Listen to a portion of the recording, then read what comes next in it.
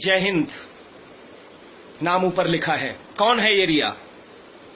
जी हां, लावारिस नहीं है, अनाथ नहीं है, परिवार है इसका, मां है, बहन है, भाई है, लेकिन इसकी मौत की किसी को परवाह नहीं है।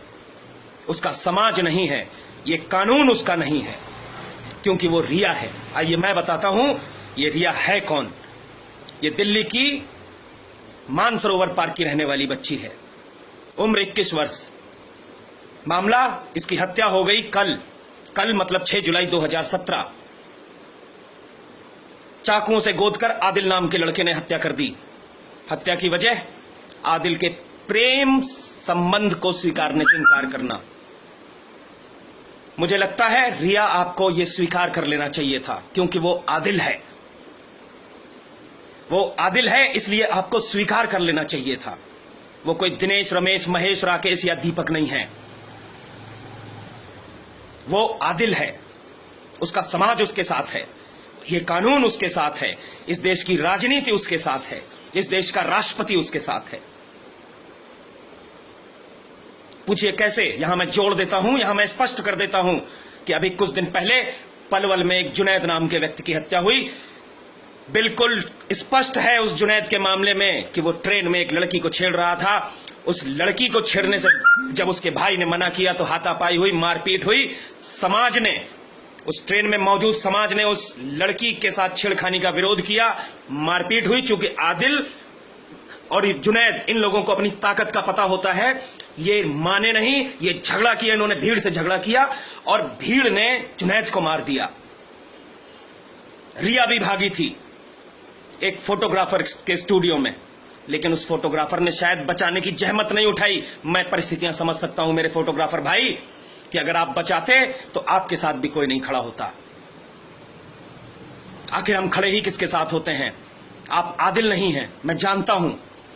यही वजह रही होगी कि उस रिया को बचाने की जहमत नहीं उठाई, क्योंकि जब एक भाई ने जुनैद से अपनी बहन को बचाने की जहमत उठाई तो आज वो जेल की चक्कियां पीस रहा है। आज उस समाज में जिन लोगों ने साथ दिया, उन लोगों के ऊपर ताउम्र जेल कटने का फंदा उनके सर पे घूम रहा है।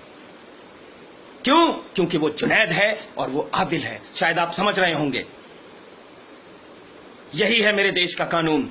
जब कोई घटना जुनैद या आदिल के साथ होती है तो पूरा देश उसके साथ होता है, लेकिन जब डॉक्टर नारंग या रिया जैसे कोई मार दिए जाते हैं तो हमारे देश में कुत्तों की भी पूछ नहीं होती इनकी। राजनीति से लेकर समाज तक सब इनके साथ खड़े हैं। मेरे भाइयों, मैं निवेदन करना चाहूंगा आप सभी से, बड़े बुजुर्गों से, कि आज से हम अपनी जिन परिस्थितियों को हमने जन्म दिया है, इन राजनेताओं ने, इस राजनीति ने जन्म दिया है, जिन परिस्थितियों में ये कानून आज जिंदा है, उन परिस्थितियों में मैं निवेदन करना चाहूंगा आज अपने माताओं, बहनों, भाइयों और बड़े बुजुर्गों से कि आज से हम अपनी बहन और बेटियों को ये सिखाएं कि मामला जब आदिल, जुनैद, अहमद, आसिम, इमरान, खामरान का हो तो वो जो चाहें उन्हें करने दो, वरना मार दिए जाओगे। तुम्हारा साथ कोई नहीं देगा। क्यों? क्योंकि तुम रिया हो, तुम श्वेता हो, तुम प्रिया हो, या तुम ऐसे ही कोई दूसरी अन्य हिंदू लड़की हो। तुम्हारा साथ कोई नहीं देगा। मामला सिर्फ इतना सा है मेरे भाइयों कि वो रिया है और मारने वाला आदिल है। बीच रोड पे चाकुओं से गोद के चला गया। ये मेरी बहन भी हो सकती थी, ये तेरी बहन भी हो सकती थी। कोई नहीं बोलेगा। अगर बोले, अगर मैं एक भाई के तौर पे बोलूंगा तो मैं जल्लाद कहलाऊंगा।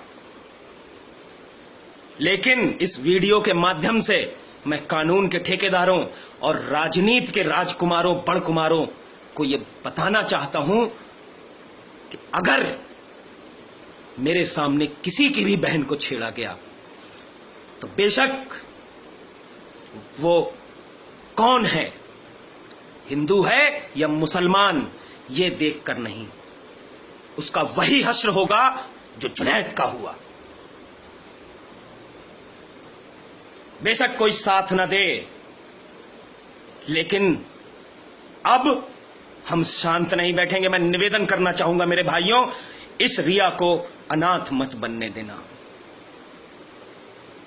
इस रिया को अगर आपके हृदय में इस लड़की के प्रति इतना सा भी लेश मात्र भी प्रेम है तो कुछ नहीं कर सकते तो इस वीडियो को पहुंचाइए, जिससे कि शायद कहीं ना कहीं कुछ लोग, एक समाज, जब हम सड़क पे उतरें तो एक जागृति हो समाज में। इसलिए एक शेयर करके कम से कम अपना एक फर्ज तो अदा करिए, शुरुआती फर्ज, इस रिया को अनाथ मत होने देना। जय हिंद।